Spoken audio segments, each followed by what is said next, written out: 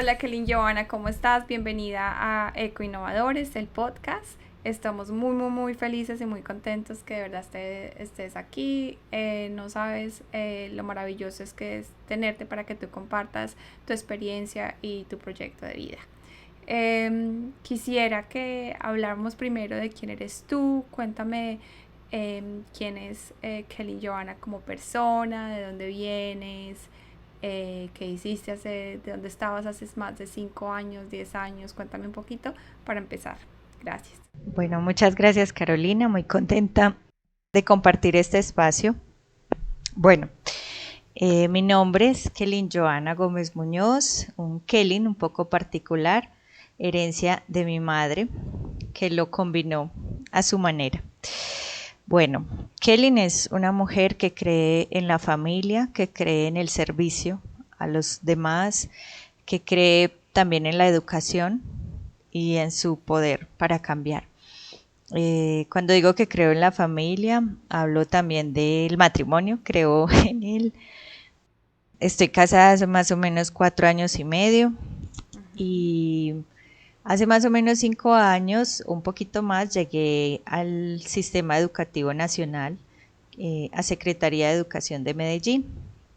Y estando allí, pues, eh, para mí, desde el punto de vista profesional, fue un logro muy grande y ha sido una bendición pertenecer al magisterio. Pero vengo trabajando con los niños desde hace más o menos 15 años. Bueno, 18 en el contexto de la iglesia. Soy una mujer que cree en Dios, me congrego en una iglesia y allí pues he aprendido a vivir de diferentes maneras, ¿sí? Y me gusta mucho la fe que siento que hay en mí hacia Dios. Siento que en todo Él me dirige y me siento muy bendecida por la vida que he tenido hasta ahora. Súper importante para sacar tus proyectos adelante. Sí, siento que en todo he sido guiada, bendecida y cada persona que llega al proyecto lo conoce y quiere apoyarnos de diferentes maneras. Siento que es alguien también enviado por Dios para acompañarnos a crecer. Te quería hablar de una palabra o te quiero hablar de una palabra muy bonita y es el cuidado, ¿sí? Es un tema que ha venido tomando mayor fuerza cada vez, que lo veía desde antes en mi profesión. Mi profesión también tiene que ver con el cuidado hacia los más chiquitos, hasta la primera infancia, en el hogar, en la familia, pero luego con los niños nos encontramos en un tema de cuidado y más o menos 5 a 6 años estaba terminando la especialización en salud mental de niños y adolescentes. Yo me formé de base, mi formación de base es la licenciatura en Pedagogía Infantil en la Universidad de Antioquia. Luego hice la especialización y uno de los temas que más me marcó allí, frente a la salud mental, era cómo algunos rasgos psicóticos, si alguien no les pone un límite, se van tomando mayor fuerza. Entonces, ponían ejemplos o entrevistaban a personas que tenían muchos casos encima. Disculpa, ¿qué son rasgos psicóticos? A ver, la mayoría de las personas somos neuróticos, o sea, los que dentro de la normalidad podemos andar sueltos sin representar un peligro significativo para los demás. Pero las personas que tienen un rasgo psicótico, pues es lo que comúnmente podemos llamar locos, ¿sí? O ya con un estrato distinto, pues como los asesinos en serie o los que maquinan todas estas cosas para hacer daño masivamente. Entonces, al entrevistarlos, había un rasgo particular y era que cuando transgredían la vida de un ser vivo, fuera una hormiga, luego una abejita, luego una cucaracha, luego un ratón, luego un gato, luego un perro, y mira que iban aumentando de tamaño, no había quien les pusiera un límite hasta, Claro, que, hasta que llegaron al semejante, ¿sí? Y una vez uno pierde el respeto por una forma de vida pequeña y empieza a ascender su tamaño, pues llega a perder el respeto hacia la vida del otro. Es como pasar un límite, vas pasando límites y límites y Eso. va creciendo eso. Exacto. O sea, como en la vida uno se pone una meta cada vez mayor, ellos también, ¿cierto? Pero desde el punto de vista de la muerte o del daño. Entonces eso me quedó resonando y dije, pues mi oportunidad en la educación con primera infancia es enseñarles a los niños a respetar formas de vidas pequeñas, a sus semejantes, con el ánimo de que más adelante, pues por fe, como te digo, tengamos una sociedad distinta. Ajá. Y esto, gracias a Dios, congenió con una formación que veníamos teniendo en la escuela de Ondas Conciencia para formar el espíritu científico en los niños.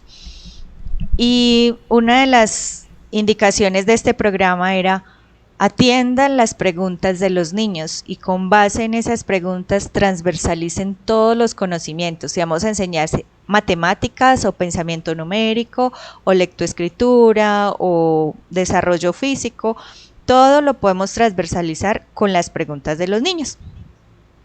Entonces ahí es donde viene por qué surgió el proyecto Cuidadores de Insectos, Cuidadores de Vida. Resulta disculpa, sí. Cuéntame dónde empezaste, qué escuela es o cómo llegaste a esa escuela primero. Desde que me vinculé estoy en la institución educativa Sol de Oriente, está ubicada en la comuna, en Medellín. comuna 8, sí, de la ciudad de Medellín, en el barrio Enciso, específicamente en el barrio 13 de noviembre.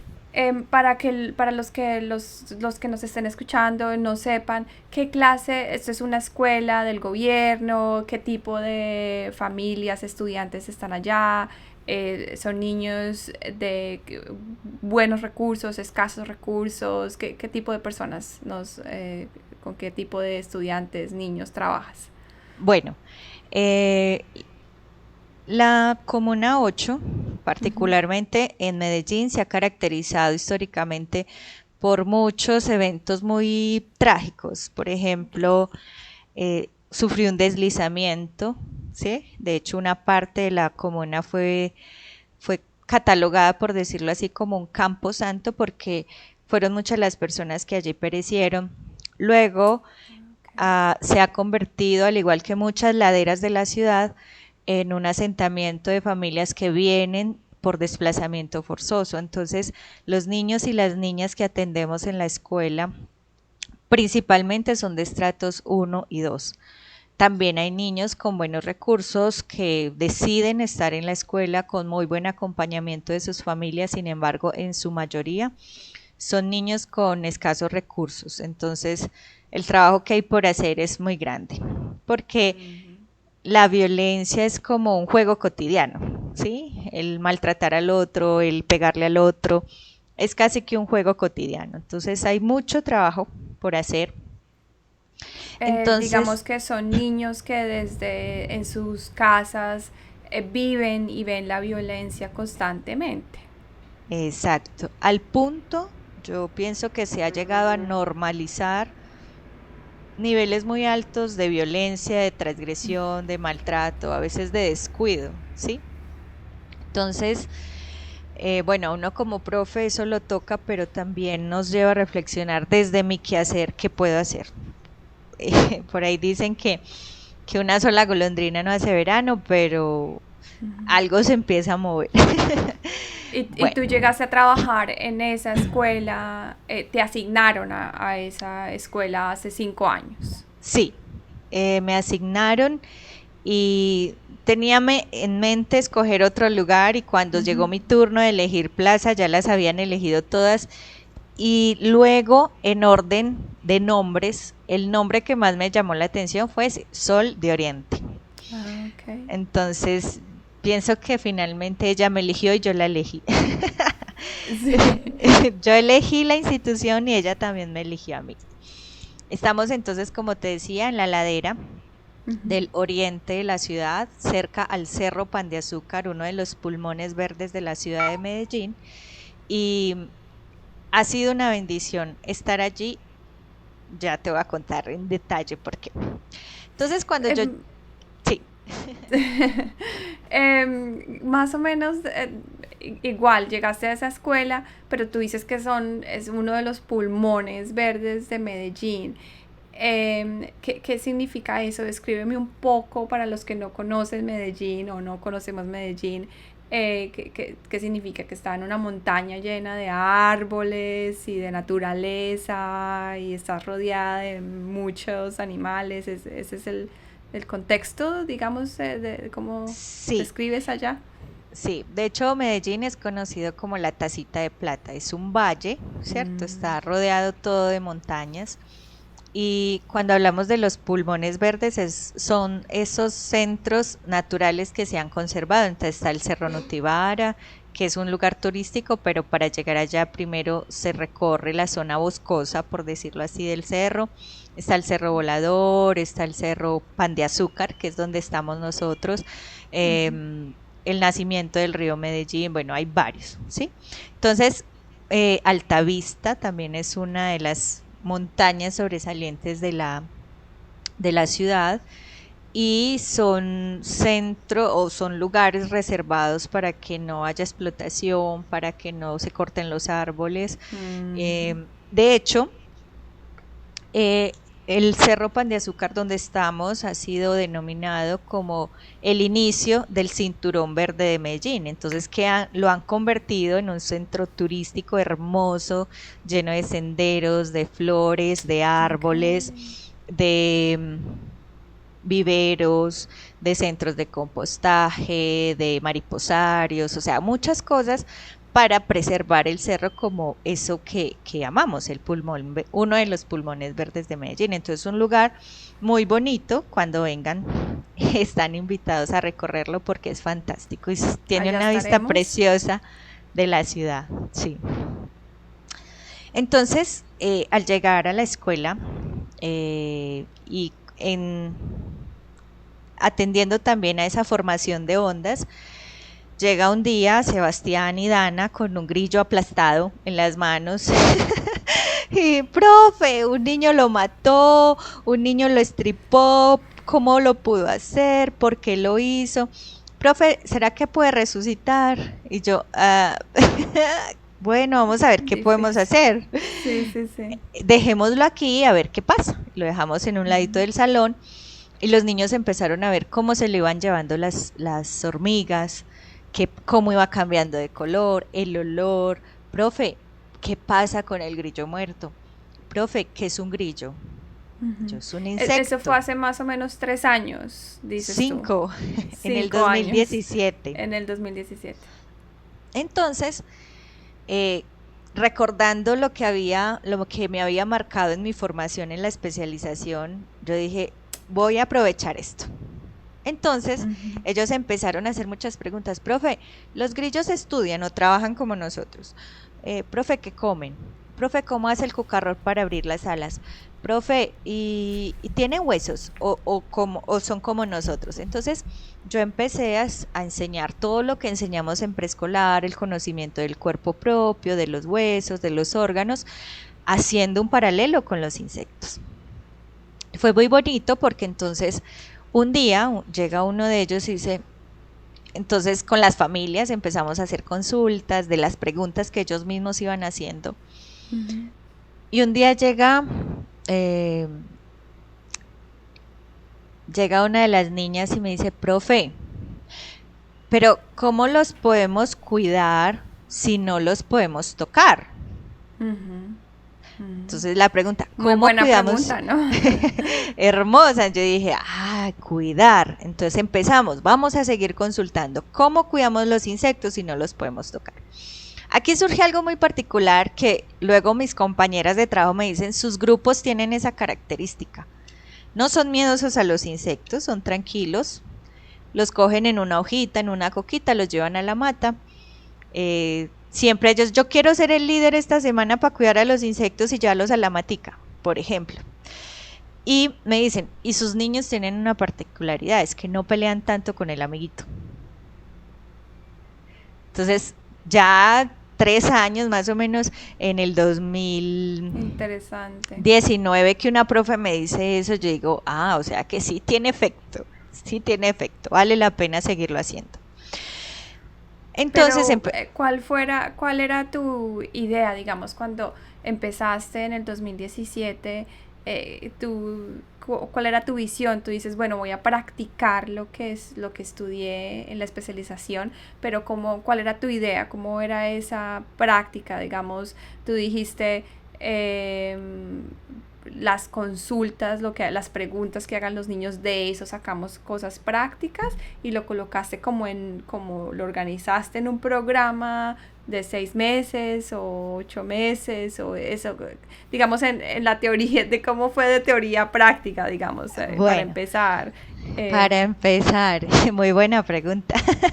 Mira, yo lo que hice durante todo el año 2017 fue tomar esas preguntas de los niños de cómo comen, cómo duermen, cómo viven, cómo abren las alas, tienen huesos, cuántas patas tienen, cuántas alas, y transversalizar todo, o sea, contar, escribir, dibujar, hacer obras de arte, obras de teatro, presentaciones, saltar como el grillo, hacer piruetas. Ujú. Y lo que yo iba haciendo era el paralelo. Por ejemplo, en el primer periodo intencionamos que el niño conozca todo su cuerpo, su higiene personal, el autocuidado y cómo lo hacían los insectos. En el segundo periodo, entonces, trabajábamos el niño y su entorno más cercano, la familia. Entonces hacíamos el paralelo con los insectos, cuáles viven en familia, cómo viven en familia, luego en la comunidad y Ya. luego la influencia de los insectos en el planeta Tierra, que era el último periodo, el conocimiento del planeta. Estamos hablando de niños de qué edad en el 2017, y qué curso, primero de primaria, más o menos qué curso Estamos estaban haciendo. hablando de preescolar, kinder Preescolar, o kinder, kinder ajá. como lo conocen en otros lugares. En Eh, ese preescolar y kinder tú no tienes, digamos, cuando uno empieza primero, digamos, uno ve materias, español, biología, tú no tienes, uno no no, empieza, digamos, tú tienes un programa en que tú eres abierta y colocaste todas esas preguntas, y más o menos la pusiste en un entorno que tú dices, o sea, el cuerpo, la sociedad, todo, cada cosa que tú exacto, dictas o les enseñas a los niños, como que le exacto. haces un paralelo, le Ujú. aplicas a los niños en el área en que estés enseñando, digamos. Sí, en preescolar nosotros no tenemos áreas como lenguaje, matemáticas, no. En preescolar trabajamos las dimensiones del desarrollo de manera transversal. Es decir, Ah, ok. puede que una actividad la orientemos a lectoescritura poco convencional, es decir, que los niños escriban como piensan, ¿cierto? De manera espontánea. Pero esa actividad de lectoescritura también me lleva a inventar un cuento, a reflexionar sobre el cuento, a aplicarlo a la vida cotidiana. Entonces, yo lo intenciono, pero me permite trabajar todas las dimensiones del desarrollo del Claro. niño, lo corporal, lo afectivo. Digamos que la educación en general es como muy, pues pienso en mi manera de pensar, es como muy cuadrada, como que en el momento no, si tú tienes una idea, vas a, no sé, al director de la escuela o el colegio y le pones la idea, dices, no, eso no es así, ya tenemos cuadriculado lo que se hace, como la enseñanza es muy cuadriculada. ¿Cómo hiciste tú para salirte de esa cuadrícula y que tu idea fuera aceptada primero para cambiar la metodología? Digamos es un cambio, ¿no? No sé si fue un cambio o no de lo que llevaban haciendo. De hecho, incursionar con ondas conciencias fue algo que la institución quiso hacer. Ujú. Entonces, cuando iba a presentarles, estoy en esto, quiero hacer esto, denme este permiso, porque yo me convertí en la paseadora de la escuela, la profe paseadora, necesito salir a esto, llevarme los niños a esto, cuando podíamos salir, claro está. Ujú, ujú. Y, y o sea, yo le decía a mis directivos, es que yo no estoy dejando de dar los contenidos necesarios para preescolar. yo sigo dando los contenidos, solo que estoy intencionando otra reflexión de parte de mis chicos, ¿sí? ¿Cuál fue tú dices, cuál fue la clave para convencerlos de que ellos te dijeran, sí, porque lo que tú dices, te pueden decir, no, es que tú vas a cambiar la metodología. ¿Cuál dices tú que fue la clave? ¿Qué le dijiste tú a los directivos para que ellos dijeran, sí, eso hay que Bueno, hacerlo? de entrada tengo un beneficio y es que en mi institución hay mucha confianza en el maestro. Es Ah, decir, ok. nos permiten crear, nos permiten hacer proyectos, el que quiera hacer el proyecto de arte, el que quiera hacer el proyecto de medio ambiente, o sea, todo eso nos lo permite. En segundo lugar, yo les decía, observen a mis chicos, es decir, no son niños genios en el sentido de si los vas a comparar con otro preescolar, son niños común y corriente de preescolar, ¿cierto? Pero son chicos que en su desarrollo están logrando lo que necesitan en preescolar, entonces no veo por qué no puedan dejarme hacer el proyecto. Entonces siempre Mm, estos argumentos fueron válidos, me los atendieron, incluso, pero usted ¿por qué sale tanto? Y yo, porque lo necesito, ¿sí? Y fue algo muy bonito porque incluso la gestión de los recursos para salir se hizo de una manera, o sea, las familias veían el desarrollo de sus niños y se enamoraron también tanto de este proyecto que dijeron, profe, nosotros la apoyamos. Hubo una actividad muy bonita. En ese tiempo Onda nos donaba 500.000 pesos colombianos. Eso equivale más o menos a $130, ¿sí? Más o menos, haciendo mal la cuenta. eh, y con este dinero lo reprodujimos, lo multiplicamos. Las familias dijeron, profe, hagamos algo para que tengamos con que ir todos al paseo. Entonces hicimos un taller de tejido, el pretexto de esta reflexión era la oruga, cómo se transformaba, cómo tejía su capullo. Con las familias tejimos y los niños de 5 años tejimos con los deditos, aprendieron a tejer, hicieron bufandas. Hicimos más o menos 200 bufandas, las vendimos.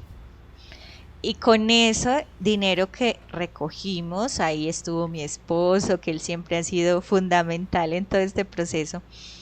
Con ese dinero que recogimos y lo que teníamos del fondo, entonces ajustamos para irnos juntos al nacimiento del río Medellín, pasear, jugar en el agua, jugar a ser exploradores de insectos, ir con la lupa y buscarlos en la naturaleza, en vivo y en directo. Pero las familias apoyaron en todo, o sea, paralelo a hacer las consultas, paralelo a hacer las tareas. Familias, vamos a hacer una caminata al cerro, allá hacemos una comitiva, ¿quién quiere poner esto? ¿Quién quiere poner esto? Y todos nos uníamos. Te ¿Y cuento. cómo hiciste? Ah, ok. ¿Cómo Bueno, hiciste por ejemplo, para...? me emociona mucho No, no, contarte esto. dale, dale, cuéntame que está bien. Por ejemplo, ver los papás cómo los niños se interesaban, le decían, mamá, ya no mates las cucarachas, ellos también son un ser vivo, entonces yo les enseñaba, porque entonces no las vamos a matar, las vamos a envolver y me decían, profe, ¿ahora qué hacemos? Entonces surgió en los niños esas preguntas, ¿cómo los cuidamos? Fue cuando ellos dijeron, profe, ¿cómo los cuidamos si no los podemos tocar? Esa ha sido para mí una de las preguntas más Clave. fascinantes que le escucho a los niños, en verdad. Mm. Ahora sí te doy la palabra para seguirte contando. No, me parece, no sé, admirable los cambios que has hecho. Eh, pero me causa la misma pregunta, digamos, convenciste a los directivos el establecimiento educativo.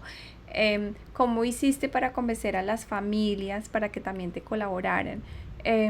Ya que las familias, digamos, no tienen los mejores, son de escasos recursos algunas, o la gente tiene, o las personas, las mamás, los papás tenemos, todo el mundo tiene responsabilidades, hay que trabajar.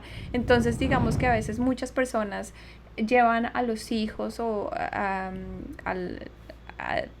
a la escuela, simplemente pues como para tener un espacio ellos para que puedan hacer sus actividades. Entonces, Ujú. digamos, ¿cuál fue la clave tuya para que las familias también estuvieran en ese proceso? Porque si te vas a salir al bosque, vas con los papás, fue un proceso, ¿no? Cuéntame qué hiciste, cuál fue la clave para eso.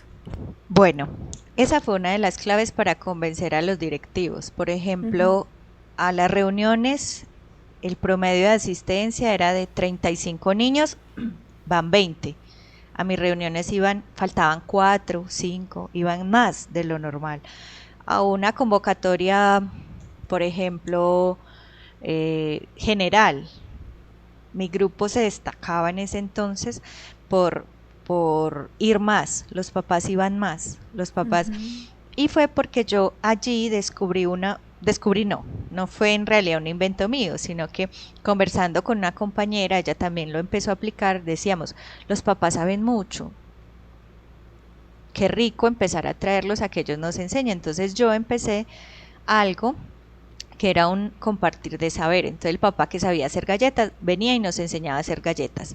Hacíamos Ok. formas de galletas con insectos y luego los niños escribían cómo pensaban la receta, dibujaban los elementos de la receta, la harina, si era mazapán, la lecherita, vamos a colorearlo lo mejor que podamos. Nos comíamos la receta y ese día Dana y su papá eran los protagonistas de la actividad, ellos nos enseñaban a todos. Por ejemplo, otro papá nos enseñaba a hacer karate.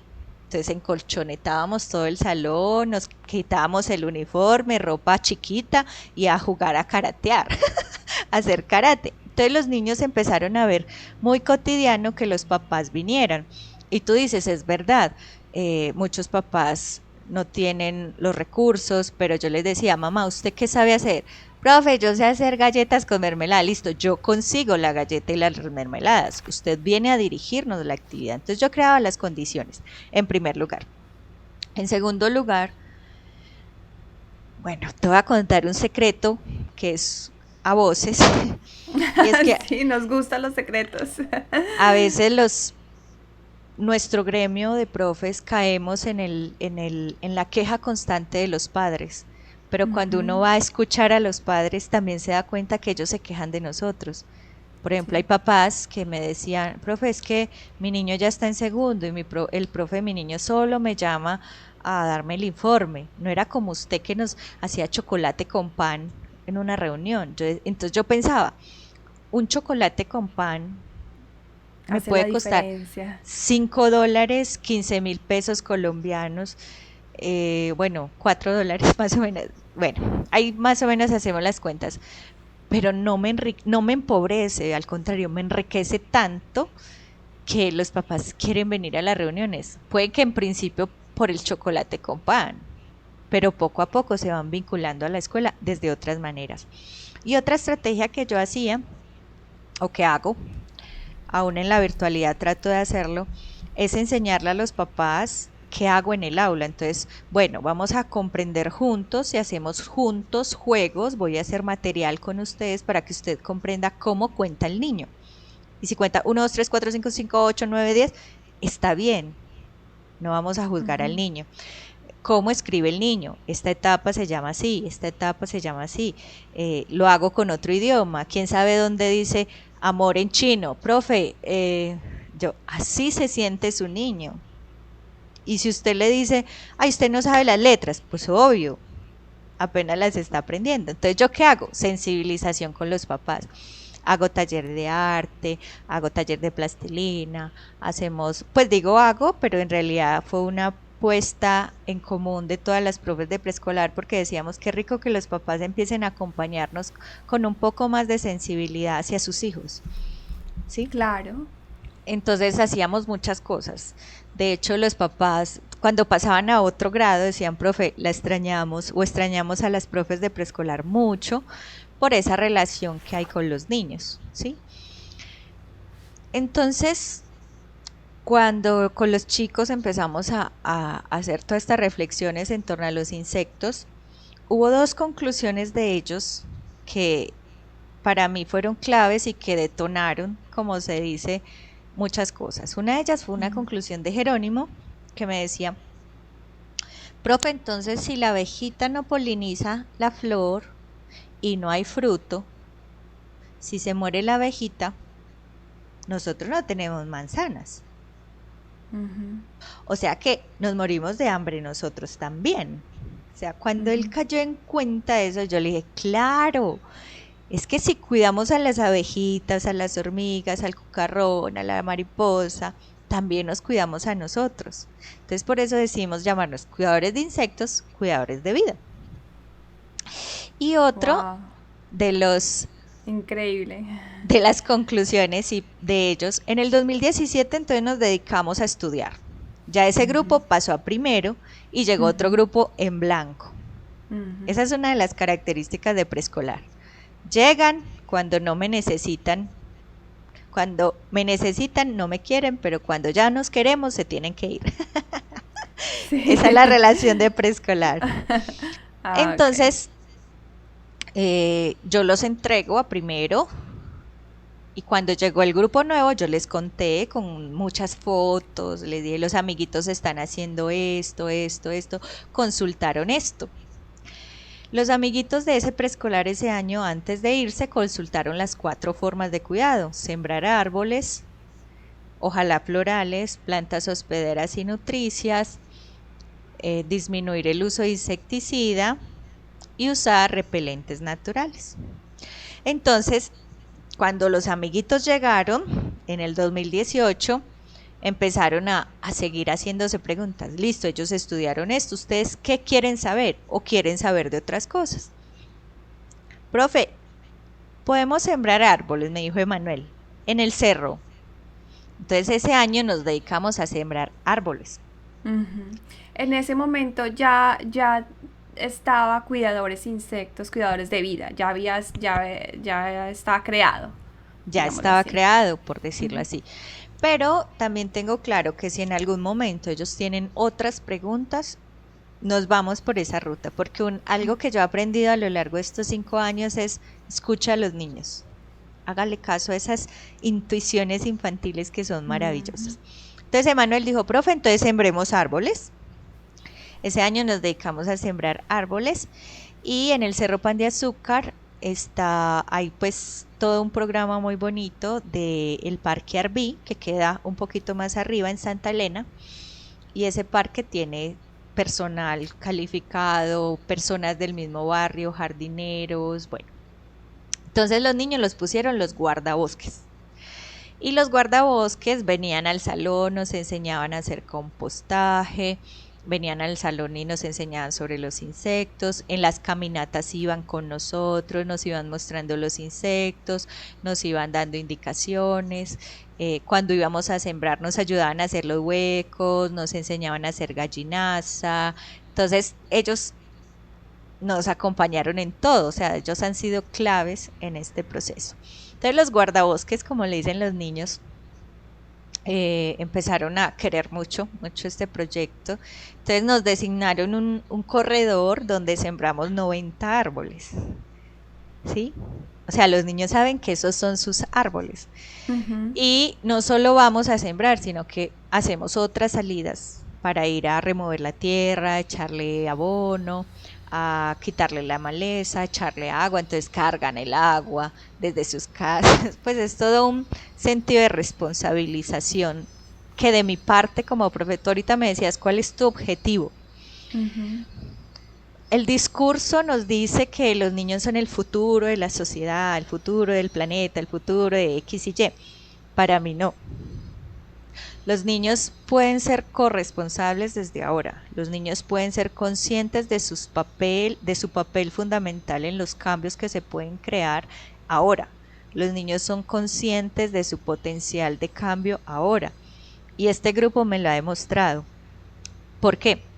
En el 2018 no tuvimos recursos.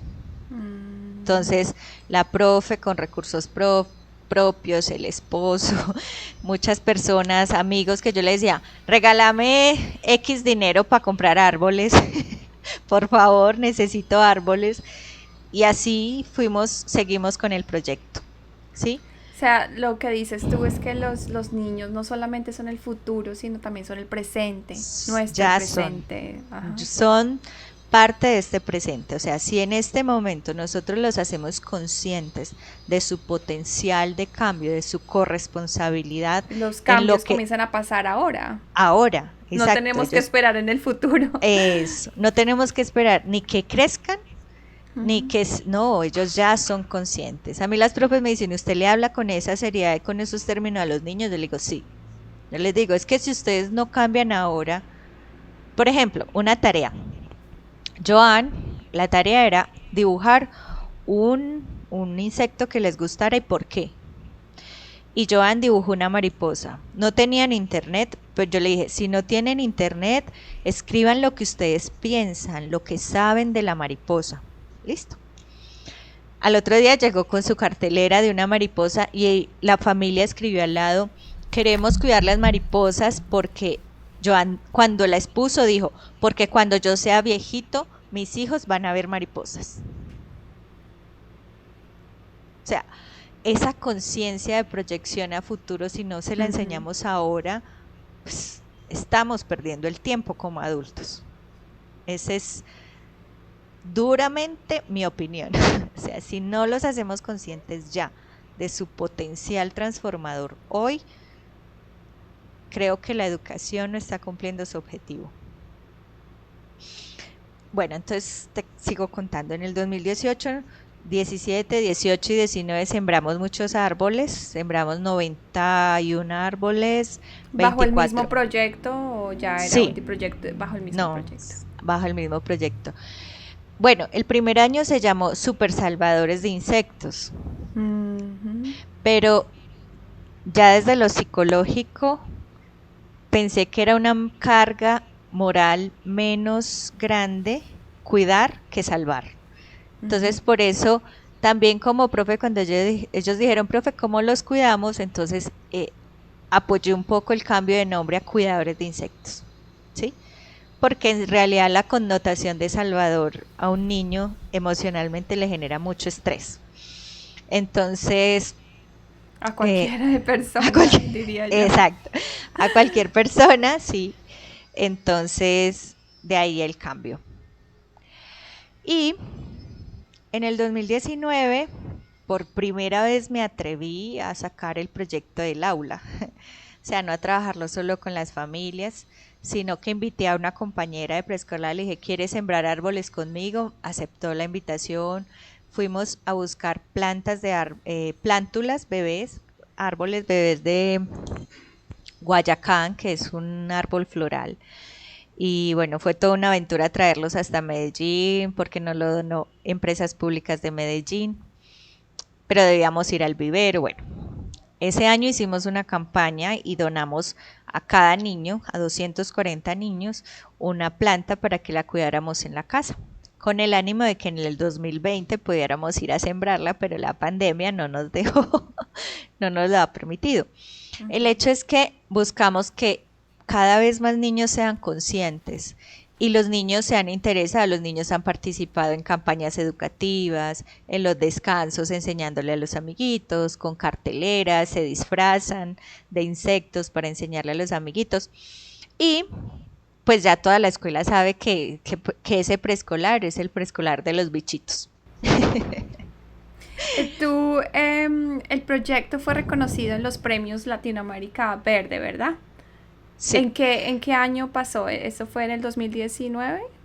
en el 2020. Entonces te En el contaba que yo 2020. nunca la había sacado del aula y Ujú. siempre nos movíamos en el patio del colegio. Y en el ¿Y qué 2019, hizo para que tú tuvieras esa fuerza y decir, bueno, ya llevo 3 años, 2 años trabajando? ¿Cuál fue tu motor? Quién te hizo caer en cuenta? ¿Cómo hiciste para sacarlo del aula? bueno, en el 2019, a ver, preescolar ha sido un líder en proyectos de aula porque siempre trabajamos proyectos. Ese año en la Feria de la Ciencia Institucional, que es como la Feria de la Creatividad cada año, ninguna de mis compañeras quiso presentarse y yo dije, ay, qué pena que no haya ni una presentación del proyecto de preescolar. En ese momento lo hice con ese ánimo, que al menos haya un proyecto de preescolar. nos presentamos y ese año obtuvimos el primer lugar como experiencia significativa de aula a nivel institucional. Entonces lo presenté a los premios Ser Mejor Maestro de la ciudad de Medellín como en el área de preescolar. Ese año nos dieron el reconocimiento como experiencia significativa de preescolar a nivel de ciudad de Medellín y esto nos otorgó un reconocimiento económico con el que seguimos trabajando en pandemia, porque entonces ese recurso lo destiné a comprar para cada niño un kit de más o menos 100.000 pesos colombianos o no sé, 25 o 30 dólares, ¿sí? Para que los niños tuvieran material en la casa y adicional a eso creamos un semillero. O sea, los niños de preescolar y el semillero. Así sumamos 60 niños y sus familias conscientes del tema. ¿Quiénes son los del semillero?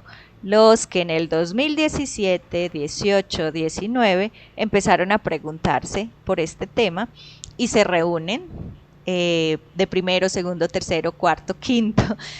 Me encanta verlos juntos y hacer trabajos juntos y discutir con los más chiquitos, los de cuarto con los de primero, los de segundo y tercero. Bueno, entonces... te quería preguntar, ¿cuál tú crees que ustedes ganaron ese premio? ¿Por qué? ¿Cuál fue la diferencia que marcó que ustedes ganaran el premio? Cuando lo sacaste de la escuela, digamos, ¿fue el sembrado, la cantidad de árboles que se sembraron? ¿Cuál fue la causa, dices tú, comparado con otros proyectos? Bueno, yo siento que desconociendo los proyectos de mis compañeros o compañeras y compañeros en preescolar, yo siento que algo que nos ha ayudado mucho en este proyecto es la apropiación de los niños, porque los evalúa y la coherencia interna del proyecto. Cuando yo me presenté a Premio Ser Mejor Maestro, lo hice con el ánimo de saber qué preguntas podía contestar y cuáles me quedaban faltando para otro año prepararme. Y no te miento cuando te digo que había espacios o preguntas que tenía una línea de 10 palabras. Pero dije, esto es lo que tenemos, no voy a inventar, no voy a como a tratar de persuadir, no, esto es lo que tenemos. Pero cuando yo miré y todas las respuestas las respondí, dije, pues yo estaba pensando mandarlo el otro año, lo voy a enviar. Y lo envié y ganamos. ¿Y cuál crees tú que marcó la diferencia para que ganaran? Bueno, yo siento que el proyecto tiene una coherencia interna bonita, muy fuerte. Es decir, hay transversalización de los temas base de preescolar con las preguntas de los niños. Se trabaja fuertemente el tema de investigación, entonces los niños registran lo que ven, dibujan como una especie de bitácora de investigación. Cuando los evaluadores vienen y nos visitan, entrevistan a los niños solos. Entrevistan a las familias aparte, o sea, la profe no está ahí. Entrevistan a los coordinadores, entrevistaron al personal de Arbi, porque yo dije, el personal de Arbi nos acompaña y citaron uno. Entonces, cuando ellos arman un mapa y todas las personas dicen, es que este proyecto tal cosa, es que este proyecto esto, y los directivos dicen esto, cuando ellos cuentan y hay una coherencia interna de todo el proyecto. Exacto, entonces yo siento que eso nos dio fuerza y me dio mucha alegría cuando la evaluadora, después de entrevistar a los niños, me dijo, este proyecto es genial, sus niños, todo lo que les pregunté, se ve que lo saben no por la memoria, sino por la experiencia. O sea, hay una... Eso fue la sí, clave. La clave. O sea, los niños...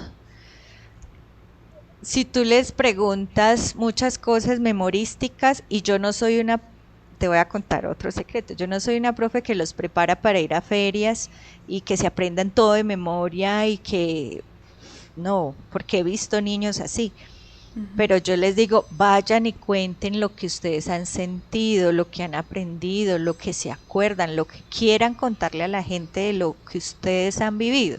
Ujú. Así es como practicamos para ir a una feria de ondas o a una feria de la ciencia o a una feria.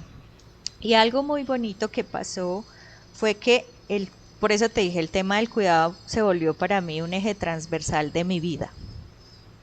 Porque al yo ver tanta fuerza en el tema del cuidado, empecé a leer a un autor que se llama Leonardo Boff, que para mí fue un hallazgo genial, porque entonces yo empecé a hacer con las familias a través de mi tesis de maestría lo mismo que hacía con los niños, el cuidado de sí mismo, el cuidado del otro, el cuidado del medio ambiente.